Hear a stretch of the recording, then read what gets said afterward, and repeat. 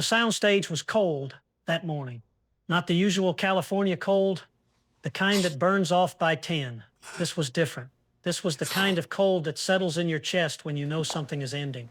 Larry Hagman stood in the doorway of the Ewing living room set, watching the crew adjust the lights around the hospital bed they'd built. I see a winner in you, son. Hit like and subscribe, and let's stay on the winning side together. You've got the spark. In the center of the room, Patrick Duffy lay there, eyes closed, chest rising and falling in slow, practiced breaths, rehearsing death. Larry had seen a lot of things in his 30 years in this business, but watching his friend practice dying was something he hadn't prepared for. They'd known for weeks. The scripts had been locked in a vault. The network had threatened to fire anyone who leaked it. Bobby Ewing was going to die. Not metaphorically, not temporarily, die. Patrick was leaving the show, and they were going to kill him to make sure everyone understood it was real. Larry walked onto the set. His boots made no sound on the carpet. Patrick opened one eye. "Ready for this?" Patrick asked. Larry didn't answer right away. He looked at the bed, at the monitors they'd rigged up, at the flowers someone had already placed on the side table. Real flowers. Yellow roses. Someone in props had a sense of occasion. "No," Larry said finally. "But when has that ever mattered?" They'd been doing this dance for 7 years. JR and Bobby, the bad brother and the good one, the schemer and the saint. On paper, it was simple. In practice, it was the engine that made Dallas run. You couldn't have one without the other. The show had tried. In the early episodes, before they'd found their rhythm, before they'd understood what they had, the writers had given JR other enemies, other foils. None of them worked, because none of them were Bobby. The thing about playing brothers is that eventually you're not playing anymore. Not entirely. You learn each other's rhythms. You know when the other person's going to pause, when they're going to lean in, when they're going to look away. You stop acting and start reacting. And somewhere in that space between performance and reality, something true happens. Larry had never said this out loud. He wouldn't have known how. But he felt it that morning watching Patrick lie in that bed, and he felt something shift inside his chest. The director called places. Victoria Principal came onto the set first. She looked like she'd been crying already, and they hadn't even started. Linda Gray followed, then Steve Cannelly, then the rest of them. The Ewing family gathering around Bobby's deathbed. The scene was written to play out over several minutes. Bobby would say goodbye to each of them. Then he would die. Simple. Clean, devastating. Larry took his position at the foot of the bed. J.R. always stood at the foot of the bed, never close enough to touch. The director called action. Patrick opened his eyes. He looked weak, pale. He'd lost weight for this scene, Larry realized. When had that happened? When had Patrick decided to make it that real? The dialogue started. Victoria leaned over Bobby, whispering things that would make audiences weep. Linda Gray touched his hand. Steve Cannelly stood in the corner, silent, broken, and Larry watched. JR watched. Because that's what JR did. He watched people suffer, and he calculated how to use it. But something was wrong. Larry felt it in his throat first. A tightness. Then behind his eyes. A heat. He blinked hard. This wasn't in the script. JR doesn't cry. JR has never cried. Not once in 7 years. Not when his marriage fell apart. Not when he was shot. Not when he lost Ewing Oil. Patrick was saying his lines. Something about love. Something about family. Something about forgiveness. Larry heard the words, but they were distant now, muffled, like he was underwater. He was supposed to be looking at Bobby, calculating which assets he could claim, which business deals he could salvage from his brother's death. That was the scene. That was JR. But Larry Hagman was looking at Patrick Duffy, and Patrick Duffy was leaving, and 7 years was ending, and suddenly the tightness in his throat wasn't something he could swallow down. The first tear came before he could stop it. Then another. Larry tried to turn his head, tried to hide it, but the camera was right there. The camera was always right there. And then he wasn't trying to hide anymore.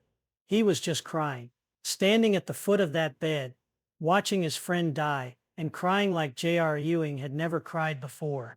The director didn't call cut. Larry realized later that was the genius of it.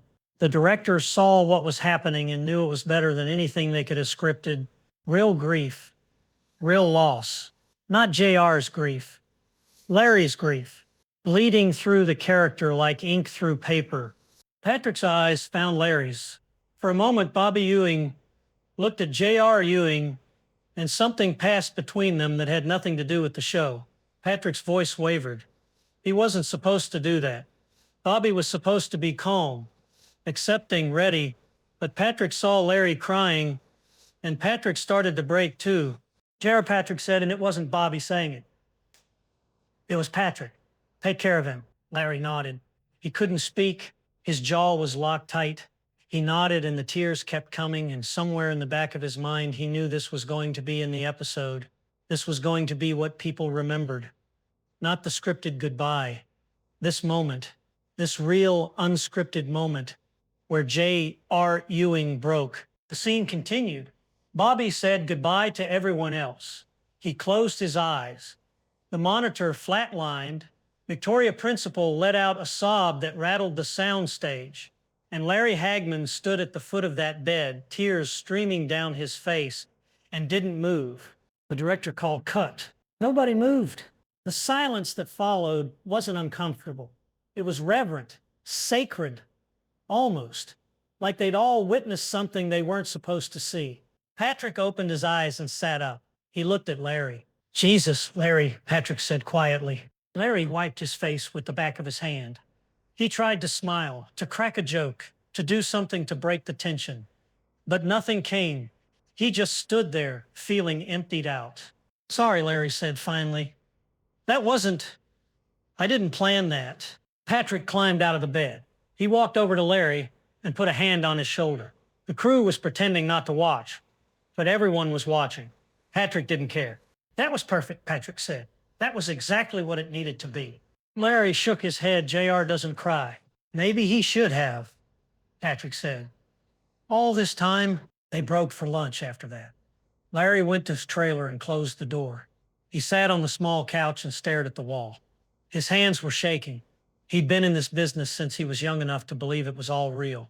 He'd learned early how to separate himself from the character, how to walk away at the end of the day, how to not take it home. But this wasn't about the character. This was about the fact that Patrick was leaving.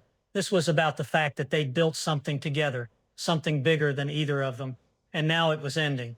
Patrick would go on to other shows, other movies, other lives, and Larry would still be here playing JR, but playing him alone, without the balance, without the brother.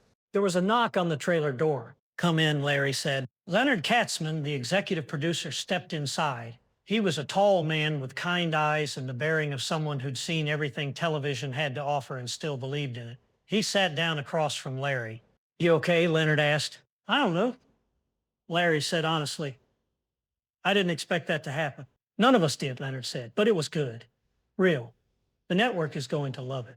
Larry looked at him. Is that all that matters? Leonard was quiet for a moment. Then he leaned forward, elbows on his knees. I've been making television for 25 years, Leonard said. I've seen actors give great performances. I've seen moments that made me believe in this medium. But what you did out there, that wasn't acting. That was honesty. And honesty is the rarest thing we have. It feels like I broke something, Larry said. You didn't break anything, Leonard said. You revealed something. There's a difference. After Leonard left, Larry sat with that thought. Revealed something. Or had he revealed that Larry Hagman had built his entire career around a character who was so thoroughly unlikable that even he had started to believe there was nothing redeemable in him, and that Patrick leaving had forced him to confront the fact that JR was only interesting because Bobby existed. The episode aired 3 months later. Larry watched it alone in his house. He poured himself a scotch and sat in his favorite chair and pressed play on the VCR. When the scene came, he almost turned it off. He'd avoided watching the dailies. He'd avoided the editing sessions. He didn't want to see himself like that. Vulnerable, exposed, but he made himself watch. And what he saw surprised him. JR standing at the foot of the bed, tears streaming down his face, silent and still. It wasn't weakness. It was something else. It was depth. It was complexity. It was the kind of moment that made people stop and reconsider everything they thought they knew about a character.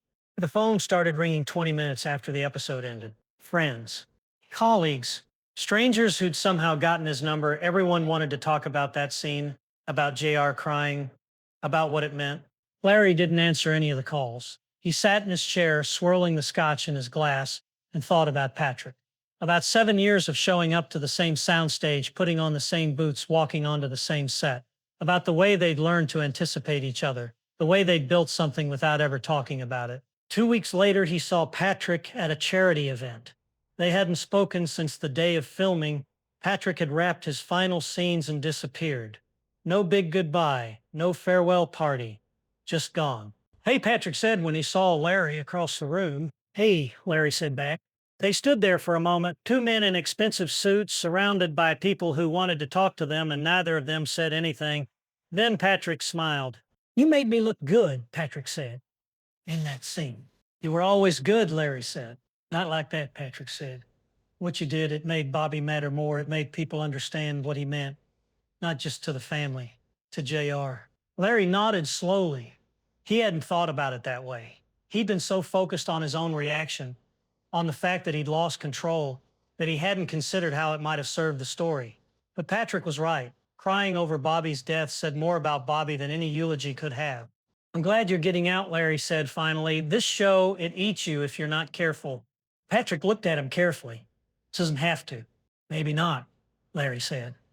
"But I think I let it." They talked for a few more minutes. Small talk, safe talk. Then Patrick excused himself, and Larry watched him walk away. He'd see Patrick again over the years. They'd do reunion movies, conventions, interviews where people would ask them about the old days, about Dallas, about JR and Bobby. And they'd smile and tell stories and pretend it was all just a job they'd done a long time ago. But Larry never forgot that morning on the soundstage. The coldness of the air, the yellow roses on the side table, the way Patrick had looked at him when he started crying, the way the director had let the cameras keep rolling. Years later, after Dallas had ended and come back and ended again, a reporter asked Larry what his favorite moment on the show had been. Larry had expected to say something about Sue Ellen or the "Who Shot JR" phenomenon, or one of the big dramatic confrontations that had defined the series. Instead, he said Bobby's death, the first time. The reporter looked surprised because it was dramatic. "No," Larry said, "because it was true." He didn't elaborate.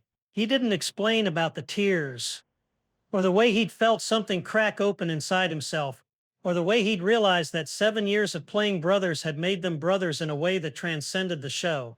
He just said it was true, and he moved on to the next question. But that night, alone again, he thought about it, about truth in performance, about the moments when the line between actor and character disappears completely, about the fact that the best work he'd ever done on Dallas wasn't something he'd planned or prepared for. It was something that had ambushed him, something that had revealed him. J.R. Ewing cried once in 13 seasons. One time, over Bobby's death. And every time Larry thought about it, he felt that same tightness in his throat, that same heat behind his eyes. Because it hadn't been J.R. crying.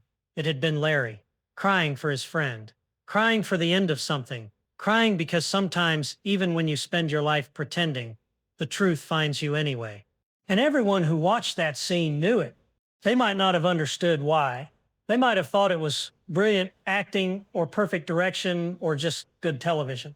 But somewhere in the part of themselves that recognized real emotion when they saw it, they knew that moment wasn't about J.R. Ewing finally showing humanity.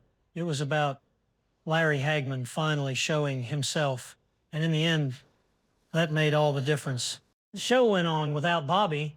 It struggled.